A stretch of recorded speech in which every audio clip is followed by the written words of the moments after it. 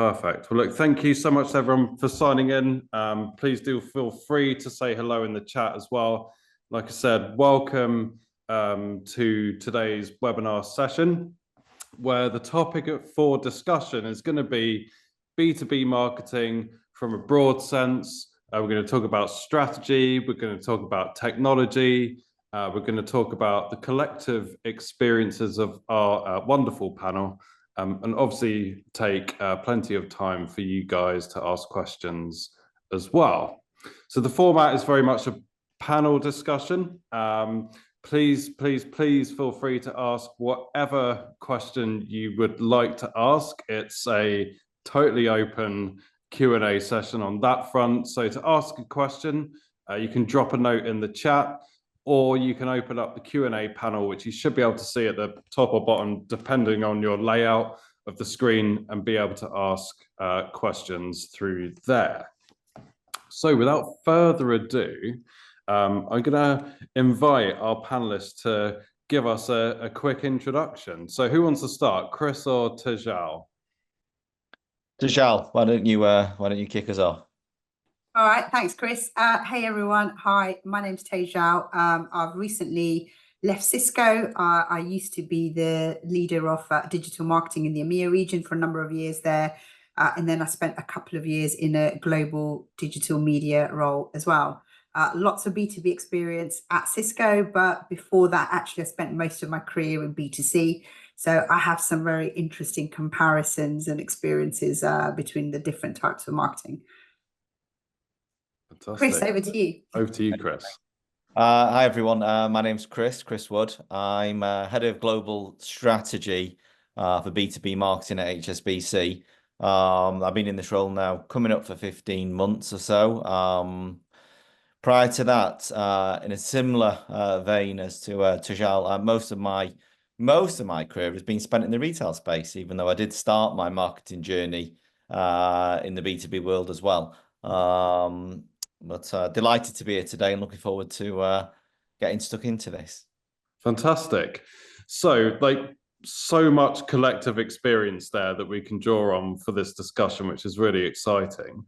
Being the host, I'm going to take the honor of asking the first question. And it's going to be around kind of key challenges within B2B. So, kind of you're tasked with growth, driving revenue growth, lead growth, pipeline growth. To both of you, what would you say has been your one kind of key standout challenge when it comes to approaching that in the world of B2B? Should I go first? Go on, go for it. I can't see Chris at the same time. Okay, sorry. No. So I'm just going to wing it on this one, and then Chris, you can jump in there. I think it's an interesting one with B2B, and it's so fascinating to be part of this world. Although I feel like I've been in it forever for the last 8 years. I think what I find extraordinary, but I'm seeing a real shift happening now. I find it extraordinary that in B2B we often forget about the customer and the human being. And it becomes about an account. It ends up becoming words like demand and pipeline and sales and revenue. And that's all really, really important. Of course it is. That's why we all exist, right? That's why marketing exists. But you're only going to get that if you're thinking about the customer first and you're thinking about the experience. And, I'm a strong believer that pipeline is an output of great marketing. And I think that we are reaching that sort of pivotal moment where, and there's so much data I'm seeing coming out, where there is this sea of sameness with B2B.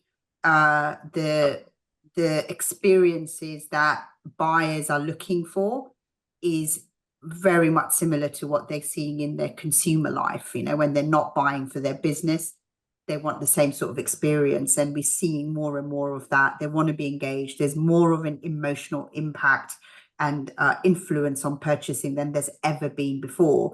And, we knew this moment would come. I think we're in it now. But the challenge, I think, for B2B marketers is how do we make that shift? Because our job as marketers is across the entire life cycle of that customer, not just let's just acquire them. And I'm sure we're going to talk more about that, but I think that's a big one there in itself. 100%. Before Chris, we go to you for your input on that. Why do you think that problem exists? Do you think it's through kind of being scared of not being professional enough, pressure to kind of act in a certain way? What do you think? What's the core reason? I think it's exactly that. I think there is a way that B2B brands feel they need to be and the way they need to show up, and very, very unlikely to do disruptive stuff. I'll give you one example. When the whole CrowdStrike thing happened, the kind of the failure of all the systems and all the airline issues. I mean, it was a global topic discussion. I was shocked that you had brands like Nestle with Kit Kat coming out with some amazing creative around that whole, what was going on with security and what was going on with the kind of IT failure, have a Kit Kat, have a break, have a Kit Kat kind of thing that they came out with. I didn't see any B2B brands jumping in. If I was a pure play cybersecurity company, you don't have to call out CrowdStrike at all, but you could say something about your own brand and how you are in a better place, how customers can rely on you. But I didn't see, maybe I missed it. I'd love to hear if people have seen anyone come out and capitalize on that moment. But in the B2C world, I saw a lot of that happen, that kind of guerrilla tactics, opportunistic marketing. You don't see it in B2B. Yeah, that's a really, really good point. So, Chris, what's your kind of standout key B2B challenge, would you say? Measurement for me, I think. I mean, as a whole, listen, measurement's challenging, right? It always has been for marketing. I think the holy grail is being able to demonstrate the commercial impact that marketing investment has on a business's P&L. It's a challenge in retail space. I think that challenge is exponentially multiplied when you talk about B2B. I mean, in my world, John, it's full breadth. So, my team may be building strategies for a individual SME who's running as a sole trader, right to an institutional client who might themselves be a bank or a big investment firm. And it's complicated anyway. It's hard enough at the bottom end. When we get to that top end, we've got huge buyer groups, incredibly long purchase or decision windows, and you layer all that in, and actually being able to isolate the impact of investment or understand the impact of those brand experience touch points on that journey, it's just incredibly complex. I wish I had the answer to it. It's one that I've not cracked yet, but I've not given up on it. But it's a really interesting, that's another interesting point about no one customer is the same. And there's quite an extreme example actually of a one-man band, startup business, need a bank account, right?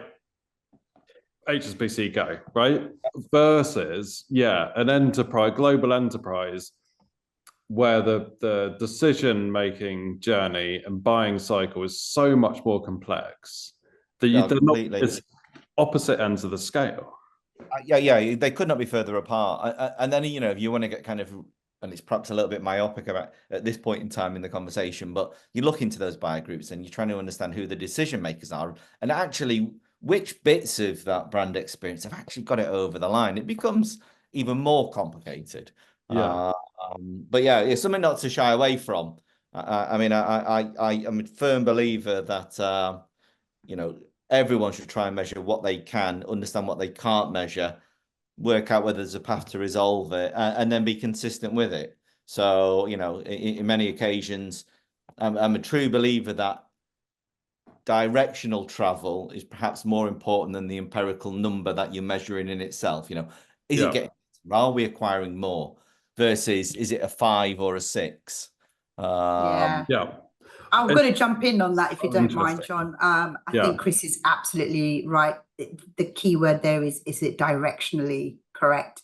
I think you've got to use a little bit of instinct there as well. Like, okay, this is the right type of marketing to do, the right messaging. We are, addressing the right buying group. I think we've become, and the measurement piece, I just don't think we're ever going to solve it. And by the way, it's the same in the B2C world as well. Yeah. Not everyone is struggling with it, and the journey is so fragmented. The touch points are in the thousands for complex. I remember at Cisco, we had, thousands of touch points in that decision journey. You're not going to be able to measure all of that. And I think there's a real danger as marketeers and with our stakeholders that we become so obsessed with the measurement piece that we forget to do the marketing piece. And it's not moving the business forward if we just look at every inch of where the investment is going. Yeah, there's a very clever balance to strike, I think, between, because we all have to make a business case for what we're doing. That's a given. It's how it works, right? But there's a balance between that and not stifling creativity, or not, to your point about being human. You might not be able to measure the direct impact of that change, but there's benefit there, right? So it's a really interesting one. Definitely want to open up to obviously our attendees. So what challenges, drop your kind of comments in the Q&A on, are there any big challenges that you guys face in your B2B marketing, whether that be measurement or tone of voice or anything along that side of things, that we can kind of maybe pick out and talk about and offer some advice on as well. So please, again, drop the questions in the Q&A. If you've got key challenges, drop them in there as well. So on to just some specific questions for you guys individually. Tejal, when we were talking about this session before, kind of we were planning what to talk about, and obviously the words AI, or the letters AI, came up, and you had some really clear opinions on AI and B2B marketing. So I'd love to hear those. And how you think it fits in, what the risks of it are, what kind of, where you stand with AI and B2B marketing. And it's changing and moving at crazy pace at the moment, everything around AI. I don't know if anyone saw the news announcement yesterday on Claude and what Anthropic's come out with the agentic AI. I don't know if anyone's seen that, but if you haven't, then have a look on X, I think it is, or just Google it. But there's some crazy advancements happening now where it becomes a virtual assistant for you and you can see the research going on with all the browser windows that Claude is opening up to pull together whatever brief you've given it on the research you want it to do. So I haven't played around with it myself, but I think it was a big announcement yesterday. I don't think you can get away with taking AI seriously and having a point of view. I think that's at a bare minimum. As a marketer, you've got to have a point of view in your organization about AI. The next basic thing you need to do is be trying it out, looking at it. I was lucky in a company like Cisco. We had our own enterprise version of ChatGPT. It had to be all of the security measures. I don't think most organizations are going to let you put in your company sensitive information into ChatGPT or any other Gen AI platform. So I think be careful of that. But you've got to have at a personal level some understanding, some basic knowledge of it. My expectations from what you should be doing today, if you kind of taking it to the next level, I think that kind of lowest hanging fruit is the vendors you work with and the MarTech that you've invested in. You need to talk to your partners about how they are embedding AI. And AI is not a new thing, right? A lot of companies have been, and vendors and platforms have been using it in some shape or form for a number of years. It's just becoming this public kind of space over the last 18 months, 24 months. So I would expect AI to be really embedded and accelerating insights and output from the platforms that you're using already. That's the first step. And then I think the next area that becomes fairly low-hanging fruit as well is content. I think there's such an ability now in B2B, and we talked about the complex buying journey and the buying committees. You've got to be able to personalize. And I think, in my opinion anyway, in my experience, we talked a lot about personalization at Cisco. but taking it to the next level and delivering it and actioning on it was a real challenge for us. The cost of it, the ability to get that content, what do you personalize, what don't you? I'm sure we'll talk about some of that later. But now you've got an ability with AI, I think, to be able to do that at speed. You know, whether it's worth doing it to, again, to that individual-ish level, I think that's to be seen, but it gives you that ability. I think copy, creative, I think the productivity in teams that you're going to be able to see. And then also, I think the way that Gen AI can ingest data and then make sense of it quickly. It's, you know, if you don't have lots of analysts in your team or access to analysts, that I think is another area that's going to be hugely valuable. But yeah, I think there's lots more to come. It's changing every day, but these are my early opinions on it. Definitely. Go on, Chris. Jump in, John, on this. If you don't mind, hey, listen, it's a huge topic, and I don't think, or I can't remember the last time I was involved in a future of marketing or kind of marketing today conversation where AI didn't pop up in some form or another. In itself, though, it's vast, right? The landscape, its possibilities. I'd echo a great deal. In fact, there's nothing that Sheldon that said that I didn't agree with. You know, even if your company does let you put stuff in, don't. It's a bad policy decision from the organization's perspective. Or be very cautious what you do. For me, I think the interesting thing is, you know, can't bury your head in the sand with this. Same with all technologies.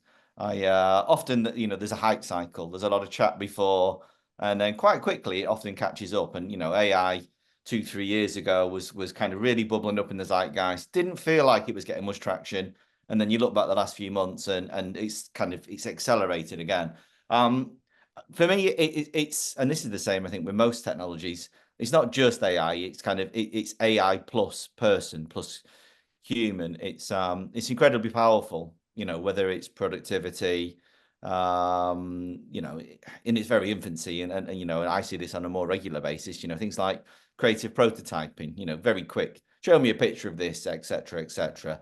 Really fast, really cost efficient, very effective. You know, from my perspective, I think we're at the cusp of it being seen more in the mainstream. I think a lot of what we're seeing is kind of behind the scenes or under the bonnet. I think increasingly, let's say the end consumer, I think will more overtly see that. With a lot of these things, there's often a cautionary tale, and you know, and this is kind of, I think it's pertinent to some areas specifically anyway. You know, if we think about large language models, right? I mean, you know, the way they work, you know, they look at all that vast data, they process it quickly and give you effectively what statistically the most likely answer to your question. So in the context of empowering LLMs to optimize your marketing, you know, kind of that performance marketing spend, and undoubtedly you're going to see some solid returns. Logic would tell you will get diminishing returns from that, because if everybody's using the same data set, you know, the thing that becomes most effective becomes least effective because it's not differentiated. So Jal talked about the sea of sameness. So I think kind of, you know, keep your eye on the ball, use it knowingly, think carefully about how you use these things, and ultimately don't let it do everything for you. You know, it's AI plus. So be careful what you put in, keep your eye on it, and don't become complacent with it. Think about assistant. I think it's an assistant. Lots of technology is, you know, it's there to help us do things more efficiently. And certainly I encourage my team and myself to think about things like AI in the context of what can this do for me? And therefore, what might I do or you do with that time that you've got to be more creative, to explore new strategies, etc. So an assistant, really powerful assistant. And if you're not thinking about it, you probably should have been. So please do think about it. No, I think it's all really interesting, and kind of how it slots in specifically to B2B. I mean, it's a technological advancement that we all need to try and kind of work out how best to use, right? So it's very, very interesting. All really good points raised. We have a comment actually coming around kind of that point on key challenges, and managing expectations being so critical. And I wondered, from both of you guys and your experience of working in a range of businesses, but most recently large ones, setting expectations where you've got multiple stakeholders, all from different departments, different areas of the globe, you know, different markets, all sorts of different complications coming into it. Do you guys each have one kind of piece of advice for helping people set expectations?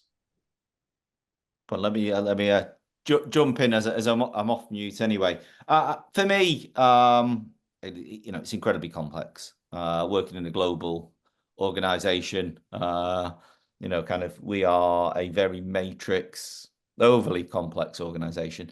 The important thing is for me is knowing who actually matters.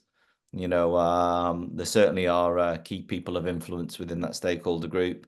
I'm a big personal fan of trust, building trust, being open.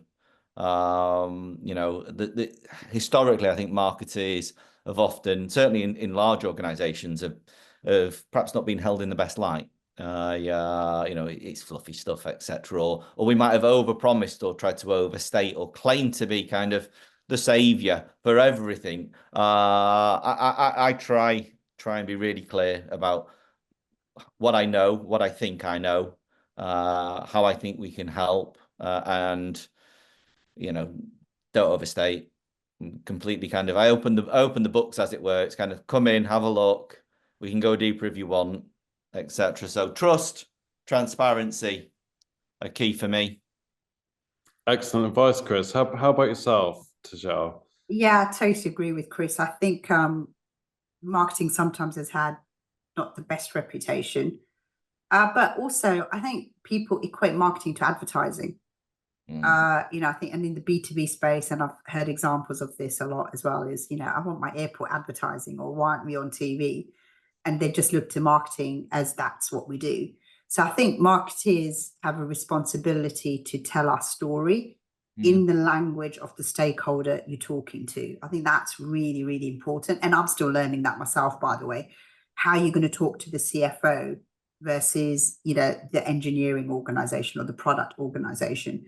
Because the thing with marketing is that, you know, we're stewards of that customer relationship and customer experience throughout the life cycle.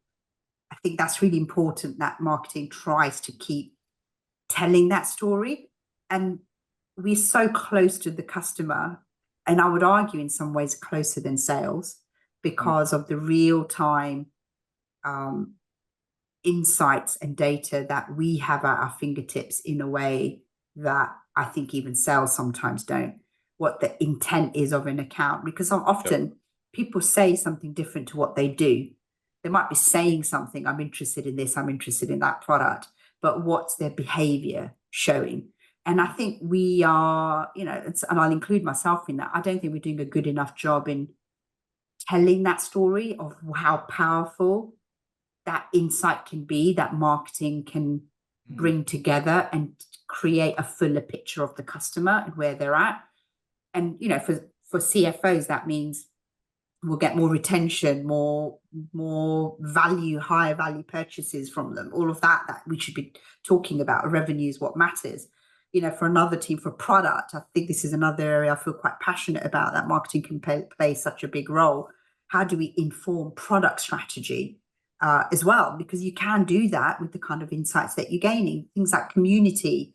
At Cisco, we had something called Cisco Insiders, who were part of helping to shape the product roadmap. You know, they had NDAs and they saw things a year, 2 years ahead of release. So I think there's all of these things that marketing can do. How do you package it together, but tell it in the way that it matters to the stakeholder? So yeah, it's a lot to do, but it's really important. We're not just a demand engine. There's more to marketing than that. Really, really good advice there. And that's like a genuinely brilliant kind of question or comment there that came in, because it's, if you set the wrong expectations, you're doomed from the start, right? It's just absolutely vital. So You know, really there's good nothing one. wrong with ambition, right? I mean, quite the opposite. Ambition is really important. It's framing that in the right way. Yeah, Kind yeah, of that old absolutely. adage, kind of under promise, over deliver. Well, there's something nice in that. Human behavior will tell you that that often leads to a good outcome. But you know, tell them what you think you can do. Tell them what you hope you could do. Give them the stretch. Show them the ambition. Just kind of building on some of the things Tajal talked about there. You know, along with being kind of the custodians of the client or the customer, I think marketing as a certainly we're referred to as a function in our business. But I say that because we're something that I think sits across, and this is the same in many organizations as opposed to the verticals, be it sales or product, for example. I think we've in a there's huge responsibility or role for us to play as the connector within a business who can bring the voice of the customer, Yeah. can connect product and sales. All of those facets that often well, at times might operate independently, but don't have as many touch points. I mean, if I think about my stakeholder groups, they're probably a lot broader than those of my peers in sales, for example. Just whether it's we've got hands in too many pies, that someone might argue, but I do think marketing has the opportunity to connect any business in a really powerful way, and absolutely must turn up on behalf of the customer or the client within any conversation in a business. Yeah, amazing, amazing. So brilliant question coming there. So any other questions, please, anyone who's listening to this, if you've got a question for our panel, please do ask. Like we say, it could be about anything related to B2B marketing. We are here to kind of help and answer those questions. So please do drop them in the Q&A. Whilst we wait for a few more questions to come in, hopefully, brand. Right. So I think when you think about brand, typically most people's brains switch to B2C, direct to consumer, right? But actually, we've got HSBC, you've got experience with Jaguar Land Rover, Cisco, obviously enormously well-known brands. What role does brand play in the world of B2B, particularly when you're trying to drive growth within B2B? Big question. Chris? I'm so pleased you asked that question. You could probably sense me wanting to speak. It's an area I'm incredibly passionate about, and I think one that's in my, I guess, shorter B2B experience, often held in lower regard or seen as being less significant. Yep. You know, that we touched upon earlier. There's a lot of focus on pipeline, on revenue, and that's so important. But arguably, I think brand in the context of B2B is probably more important now than ever, and arguably more important than it is in the consumer space. You know, we've touched upon buyer cycles, more complicated buying journeys, buying groups, etc.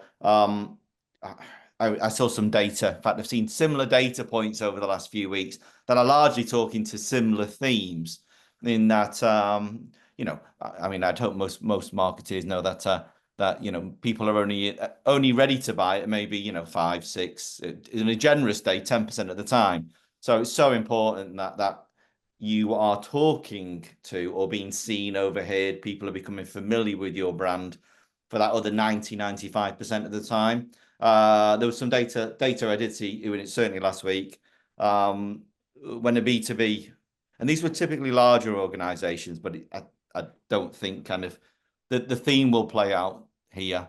When they were ready to purchase or had worked out they needed something, whatever that might be, that 90% or over 90% of the brands that they popped on that shortlist, they'd added right at the start before they'd spoken to any organization. So, you know, that's a difficult job. You know, 9 out of 10 on that list were already on there. Now, what's interesting is when they went through the buying cycle, 80% of the time, it was from one of those. And this is the really interesting bit for me. 95% of that time, it was the first brand that they contacted on that list. So if you're not on the shopping list when they decide to buy, you're on a hide into nothing. And if you're not the first person that they contact from that shortlist, you know, you've got an even lower likelihood of converting. So, you know, how do you do that? You've got to invest in a brand. That's the only way you can be there. You've got to be front of mind. You've got to drive, you know, you've got to make sure you're thinking about brand salience, that kind of mental availability. So when you think I need a bank account, you've already got to done the job. You've already got to be on the list to HSB. Well, I've got to be on the list to HSBC, probably worth a conversation with. I want to be the first one on the list, because if I'm not, the chances of us actually being converted in from that smaller consideration group I mean, my maths isn't strong, but we're in a very, very, you know, tiny percentage. Yep. You're not in the shopping group. You're not the first one on the list. Chances are you're not going to convert. Yep. No, totally agree. Tejal, what's your take? And actually, do you mind if I put you on the spot? Yeah, go for it. And I definitely want to respond to what Chris said as well, but I will as part of. It's on the same subject of brand, but say you're working with a slightly younger, not necessarily startup in the B2B world, but one that certainly doesn't have the brand recognition of the likes of Cisco. What would your advice be in terms of the split of activity between lead gen, or like performance, or driving quick wins, driving pipeline, driving opportunities, and that longer term brand investment, which might typically not be on the table as a consideration at that stage? What's your advice on that situation? Yeah, these great questions actually. And as I speak to smaller companies as well, as I look at my next opportunity, that's interesting because that's the kind of thing that comes up.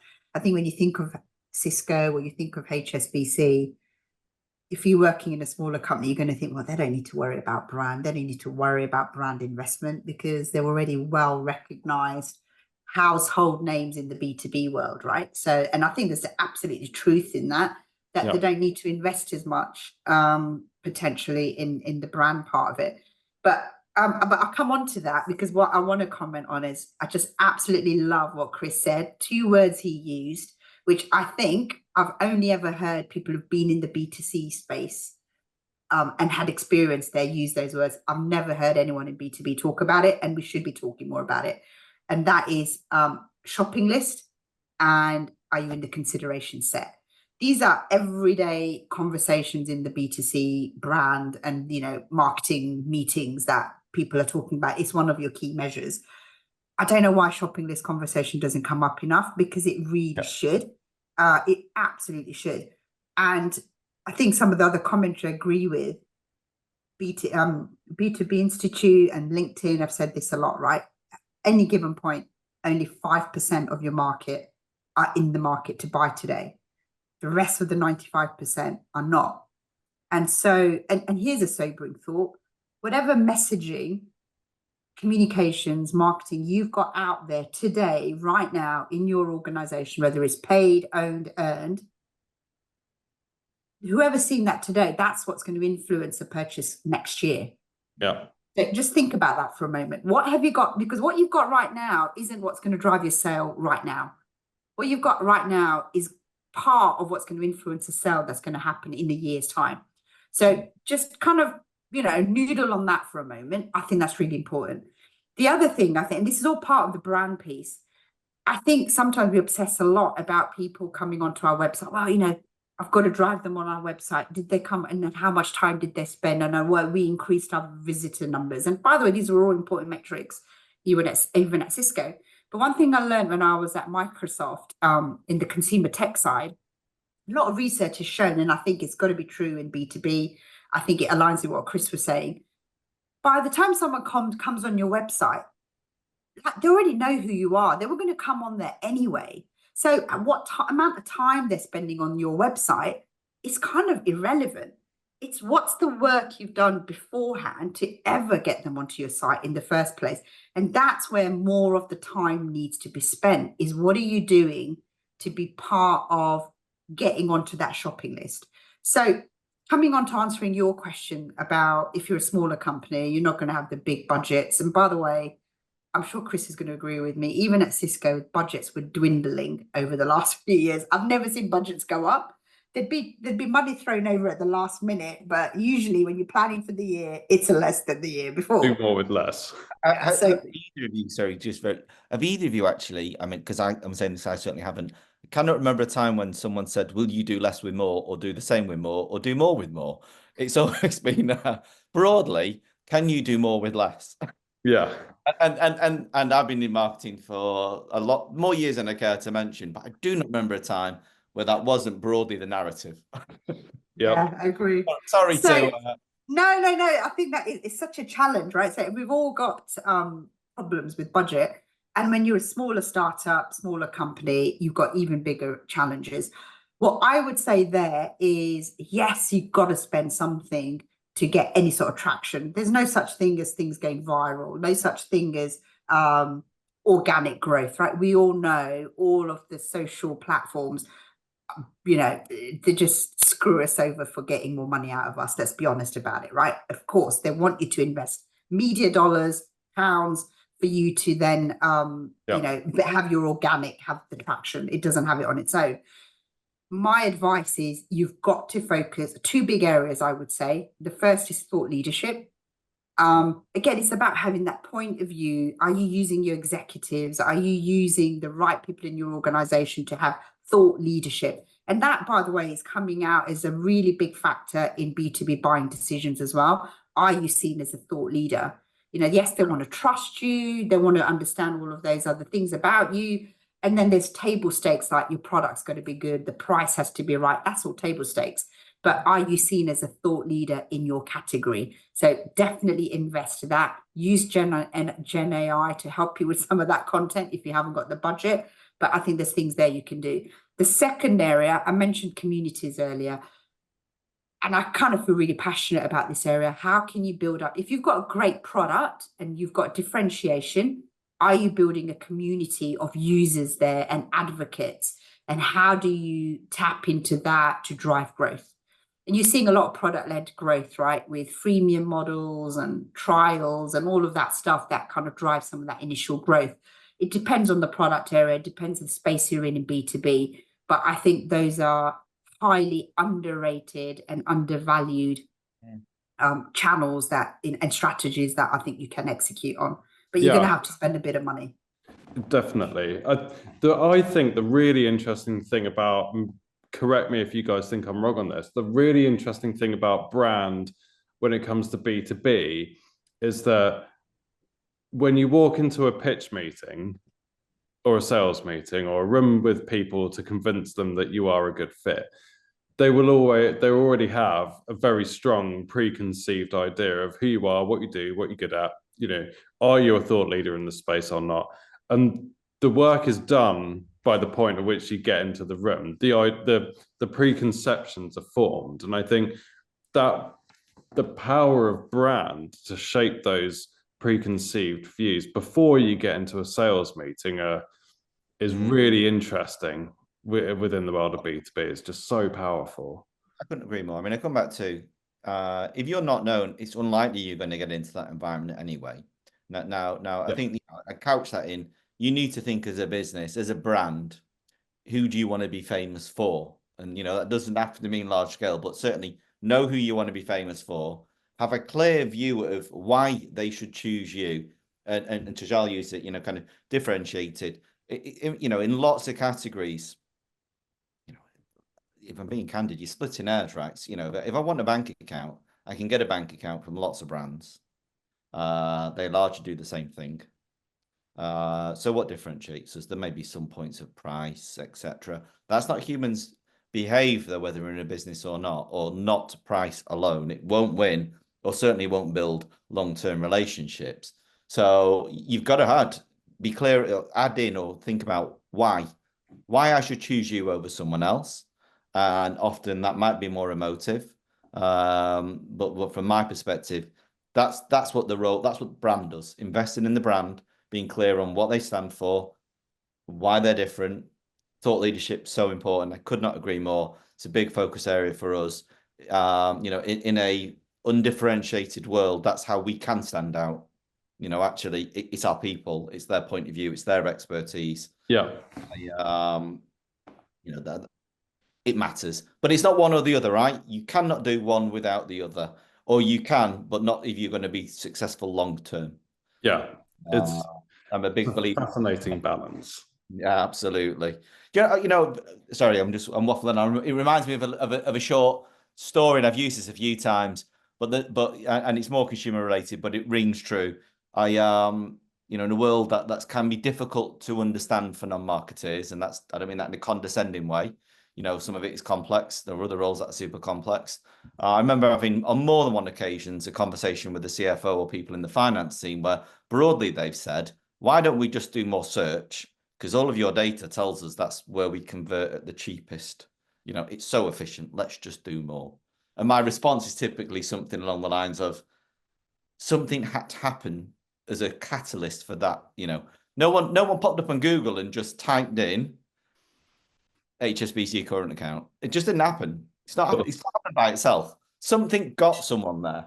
Yeah, exactly. It's exactly right. It's exactly right. One question, we've got a few nice questions here, which is great. So, and again, keep them coming. Keep them coming. Really interesting one on the topic of brand, following on really nicely. So interested to hear some advice on brand, tone of voice. Coming from the telecoms industry, messaging can come across very corporate. How do we modernize or be more personable? So advice on tone of voice and breaking out of that, I think, corporate trap. I'll try and go on that first, maybe, because I did struggle with this as well. For sure at Cisco, which, yes, it was corporate. There's a way we talked about stuff. And then in my last couple of years, the roles that I was in was leading social media, paid and organic. And I think that in social media, you need to be a little bit more personable. The way you have content, all of that needs to be quite different. I think if you've got your brand guidelines and a set tone of voice, you should really work. If you're a large enough organization, you've got a separate brand team, you should really look to build the relationship. I think we talked about stakeholders and stakeholder management, and that part of that's all really important, even within the marketing organization, because sometimes they can be working in a silo as a brand team and being the brand police rather than just the guardians, and being flexible about it. So I think it's showing. Always my advice is put your work next to your competitors' work. How does it show up? We did this with LinkedIn on a regular basis. LinkedIn's the major place where we'd invest, right? And it is often for a lot of B2B brands.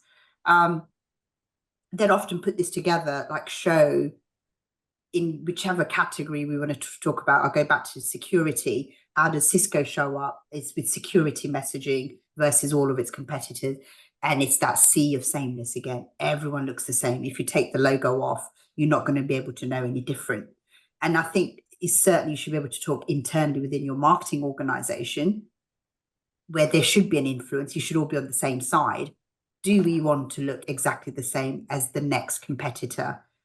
No, is the answer. And you've got to be able to stand out. So how do you do that? Is it your tone of voice? Is it the words you're using? Is it your imagery? All of that. And then my last bit of advice on all of that is then test it. Because I think we can all have a point of view, but none of us are the actual customer. So it's all just subjective opinion as far as I'm concerned, as marketeers, or even the CFO or someone coming to you, Chris, and saying, well, why can't you just put more money into search? Well, let's test out these things and let's see what our actual target audience make of it, and then let the data drive your decision in the end. So that would be my advice. Amazing advice. A little build on it. I used to be part of the brand police several times in my career. I've sat in that kind of the brand police team. For me, when I think about brand, and this is brand in the full spectrum, but we're talking about tone and be consistent. So I like to think of brands as people. They might be big organizations, but what's their personality? As Tushar said, find it, understand where you sit, test it, make sure it works. But once you know how you want to behave, you know, and that's kind of the words you use, the tone you use, you know, brand experience as a whole.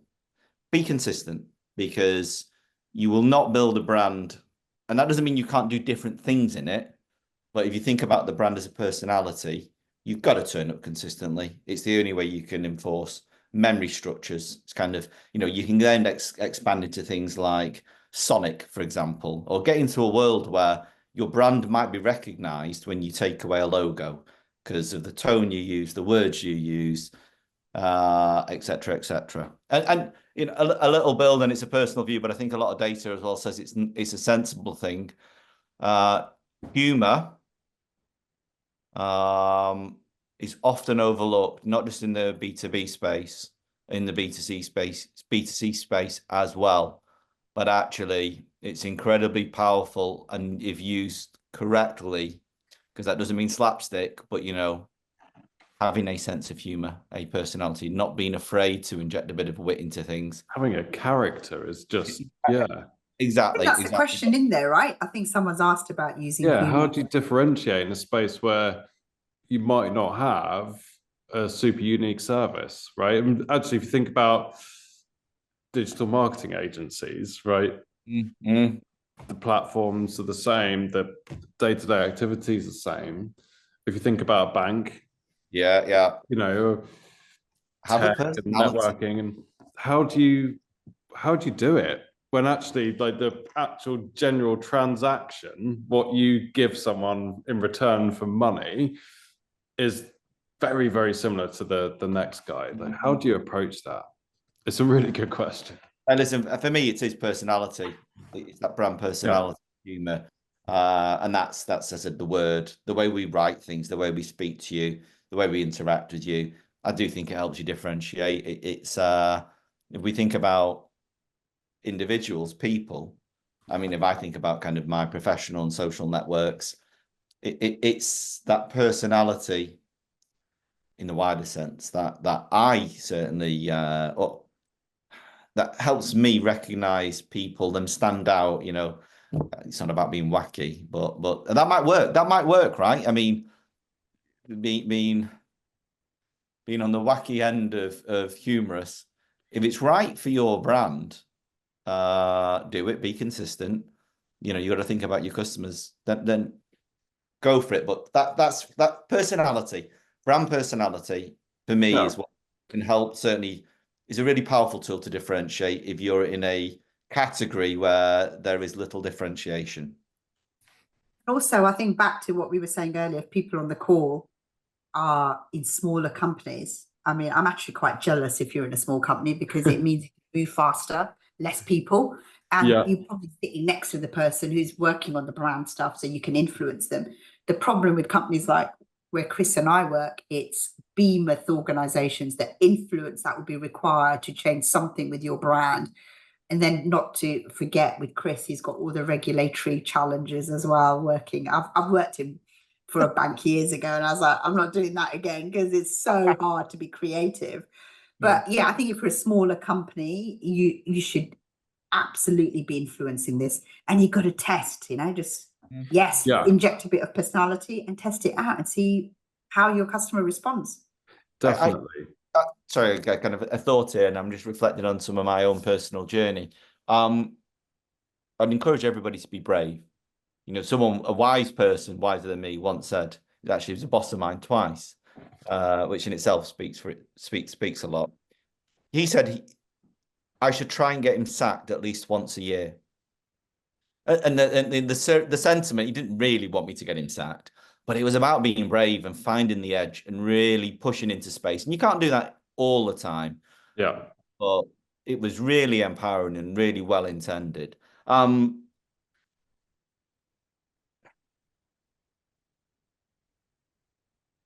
Fear holds lots of people back. I don't suggest anyone tries to get fired. I don't.